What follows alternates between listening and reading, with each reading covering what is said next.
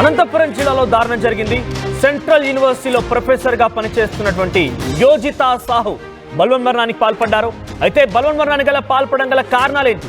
అయితే పెద్ద ఎత్తున స్థానికులు కానివ్వండి, చుట్టూ కొంతమంది వ్యక్తి చెప్తున్న మాటల ప్రకారంగా ప్రేమ వ్యవహారమే కారణమంటూ తెలుస్తోంది. అనంతపురం జిల్లా బుక్కరాయ సముద్రంలో ఈ ఘటన చోటు చేసుకుంది.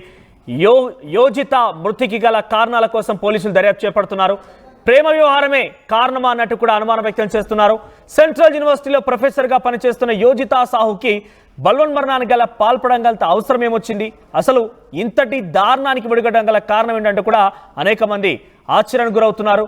యోజితా స్వస్థలం ఛత్తీస్గఢ్ రాష్ట్రం రాయ్పూర్గా తెలుస్తోంది. దీనికి సంబంధించి మరిన్ని డీటెయిల్స్ నాయుడు అందిస్తారు. ఎస్ నాయుడు, ఏం జరిగింది? యోజితా సాహు సెంట్రల్ యూనివర్సిటీలో ప్రొఫెసర్గా ఉన్నారు, మంచి జీతభత్యం వస్తుంది, అంతా సవ్యంగానే ఉంది. కానీ అంతలోనే బలవన్మరణానికి పాల్పడే ముందు ఏదైనా లేఖ లాంటిది పేర్కొన్నారా? అసలు దాని కారణం ఏంటి? సెంట్రల్ యూనివర్సిటీలో ఉద్యోగం చేస్తున్నటువంటి రాయ్పూర్కి చెందినటువంటి యోజితా సాహు అనేది బలవన్మరణానికి పాల్పడినటువంటి నేపథ్యంలో పెద్ద ఎత్తున సంచలనం రేపింది.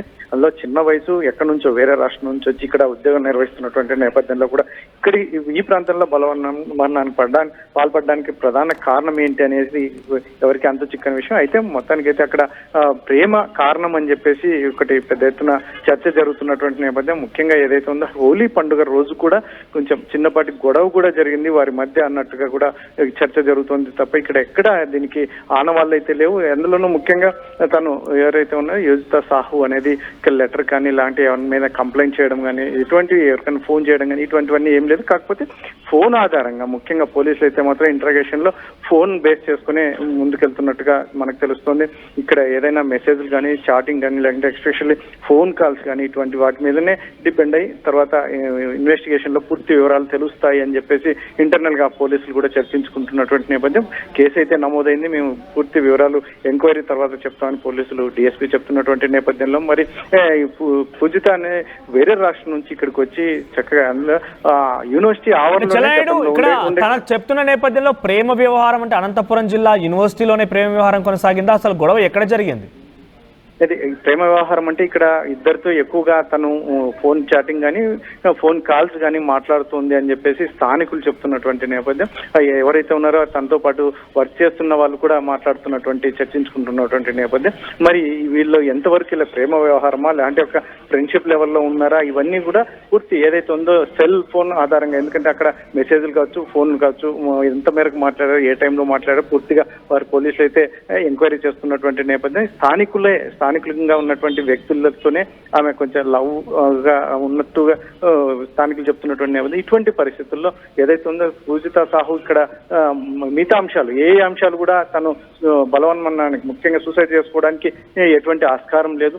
ఒకే ఒక కారణం, తను ఎందుకంటే ఇంట్రెస్ట్ గా చేసే జాబ్ కూడా చాలా తనకు కంఫర్ట్ జోన్, అందులో చాలా ఆమెకు ఒక ఈ ఫ్యాషన్ గా కూడా ఇక్కడ వర్క్ చేసేది అని చెప్పేసి వర్క్ చేస్తున్నటువంటి వారు చెప్తున్నటువంటి నేపథ్యం. అయితే ఒక చిన్నపాటి గొడవ హోలీ ముందు రోజు హోలీ జరిగినటువంటి నేపథ్యంలో అక్కడ చిన్నపాటి గొడవ జరిగింది అనేది మాత్రం అక్కడ ఉన్నటువంటి స్థానికులు చెప్తున్నటువంటి నేపథ్యం. అందులో అంతకుముందు యూనివర్సిటీ గొడవకు దిగిందో ఆ యువకుడిని పోలీసు అదుపులో తీసుకున్నారా? ఫోన్ నెంబర్ ఆధారితంగా ఆ యువకుడిని పట్టుకున్నారా? ఆయన ఏం చెప్తున్నాడు?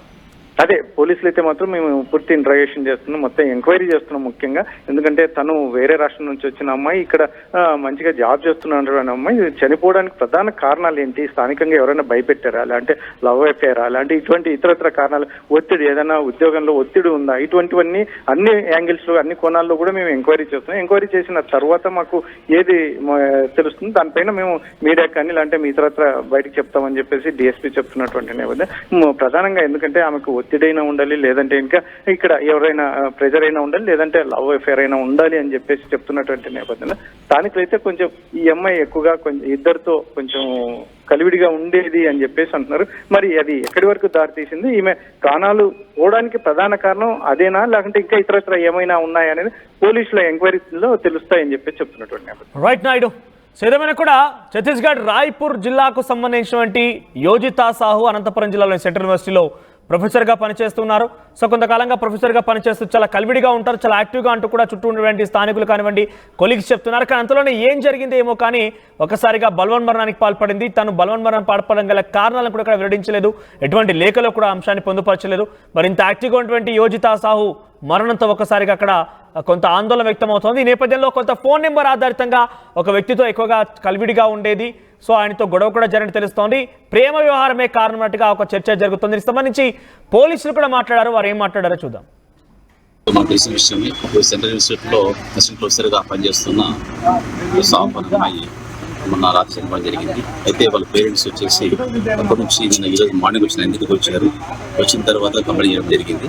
సో విషయం ఏంటంటే యాక్చువల్గా మన రాత్రి వాళ్ళు ఫోన్ చేస్తే అమ్మాయికి ఫోన్ లిఫ్ట్ చేయలేదు. అయితే విషయాలు నేను స్టూడెంట్ ద్వారా ఫోన్ చేసి అమ్మాయికి ఫోన్ లిఫ్ట్ లేదని చెప్తే తిరిగి వాళ్ళ అబ్బాయి వచ్చేసి ఇక్కడ బీకేఎస్లో ఉండే రిలేటెడ్ అవసరానికి వస్తే చూస్తే వీళ్ళు మన తిరిగి దగ్గర చూస్తే అమ్మాయి విరేసుకున్నట్లు తెలిసి చూశాడు అతను. వాళ్ళకి ఇమ్మీడియట్గా వాళ్ళ ఫాదర్ ఫోన్ చేశారు.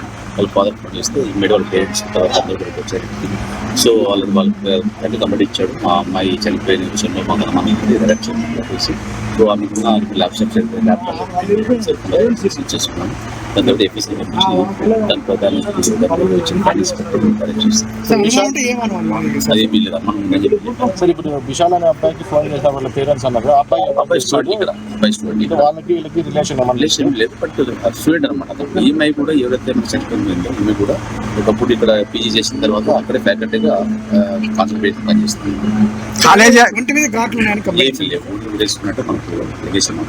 కాలేజీలో కూడా ఓవర్ లోడ్ ఎక్కువైపోయి ఇలా అని పేరెంట్స్ అంటున్నారు. అదేంటి సార్? పేరెంట్స్ వచ్చేసి కాలేజీలో ఎక్కువ డ్యూటీ ఎక్కువ చేపిస్తారు, లేట్ టైం అవి ఇవి చేస్తారు, అందుకని చెప్పని స్ట్రెస్ ఎక్కువ ఏంది అని చెప్పండి. ఒకటి ఒక క్యాలరీ విచారిస్తాం. ఇన్వెస్టిగేషన్ భాగంగా విచారించిన తర్వాత ఆమె వచ్చేసి లాస్ట్ ఇన్స్టిట్యూట్ జాయిన్ అయింది. ఇక్కడ పీజీ చేసింది సెంట్రల్ ఇన్స్టిట్యూట్లో. కొంత తర్వాత మళ్ళీ ఫ్యాకల్టీ తీసుకున్నాను. అంటే ఇక్కడ మామూలుగా ఫ్యాకల్టీ అందరూ బయట ఉంటారు.